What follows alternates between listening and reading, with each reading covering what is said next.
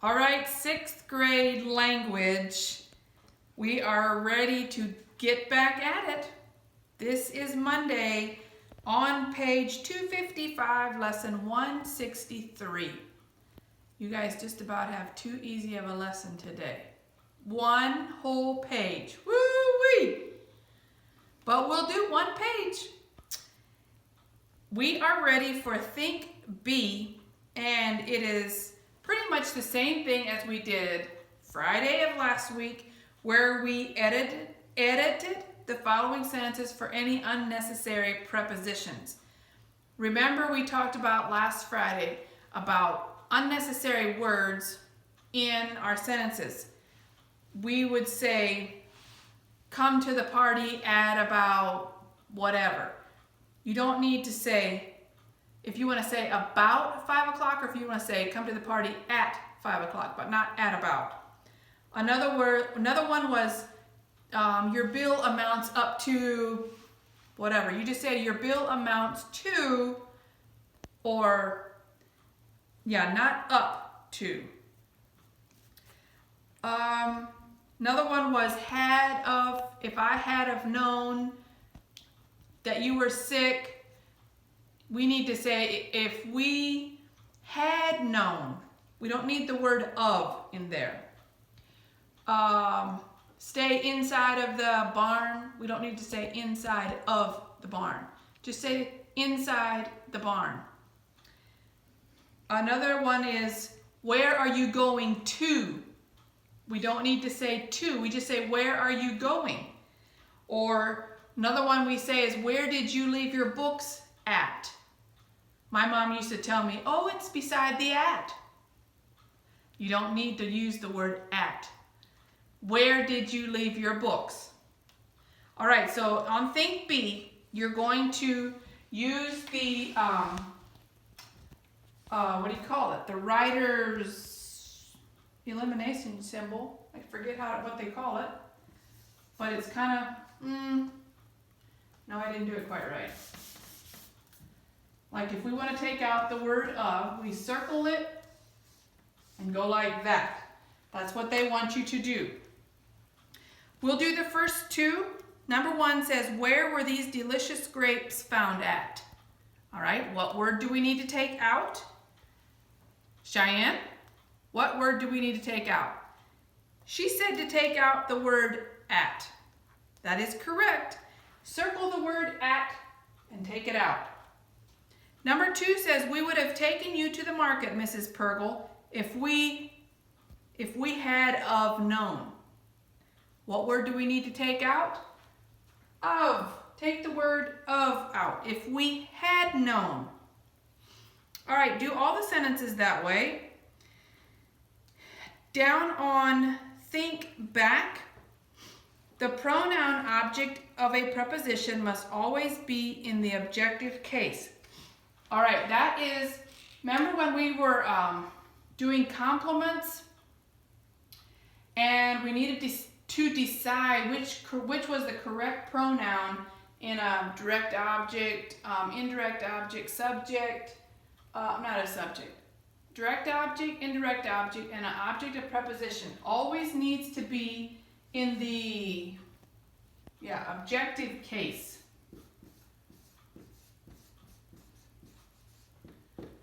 All right, so when you have a prepositional phrase, and the prepositional phrase they give you for an example says, divide the candy between you and I. Remember, I, the pronoun I is always in the subject. If it's like let me just write this sentence out.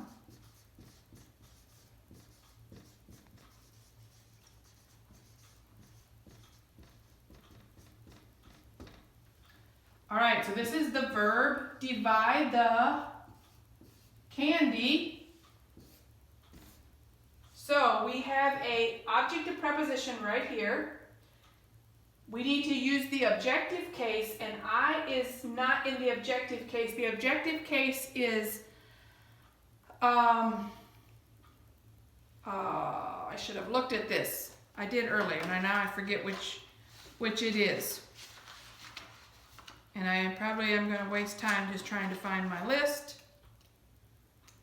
It's like me and you and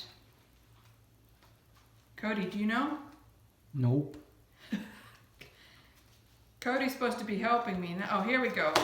It's on page 165. If you want to go back and look, the objective case is me, you, him, her, it, us, them.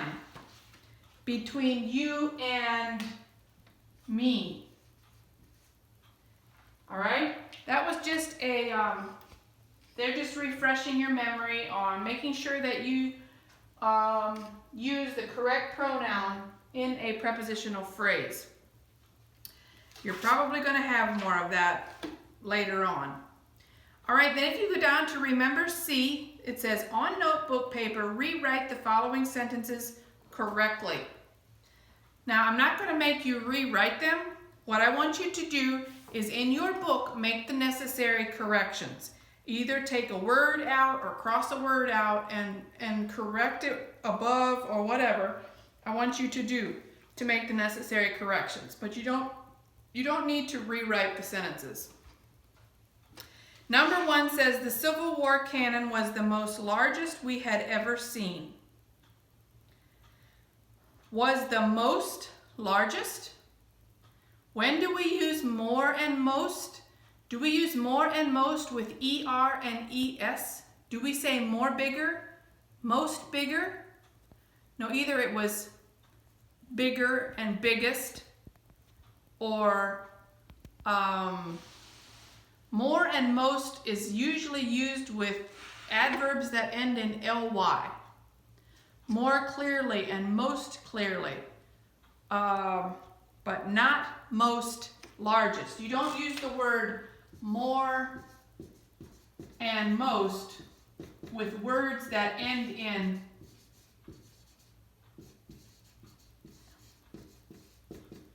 ER and EST. You don't use these words with these. All right? So you need to take out one of those words. And number 2 says, after a day of exploring, Juanita felt badly and wasn't able to do nothing else. Nothing else? I think we need to fix something. Juanita gave Emily and I her snack when we stopped to eat on the way home. What? Number 3, when do we use the pronoun I? What pronoun? You need to figure out what Emily and I, what are those words? Juanita gave what, to whom, and for whom, and when do we use the pronoun I? Is that the correct pronoun for that sentence? That's all I'm going to tell you. And that is all for today's lesson.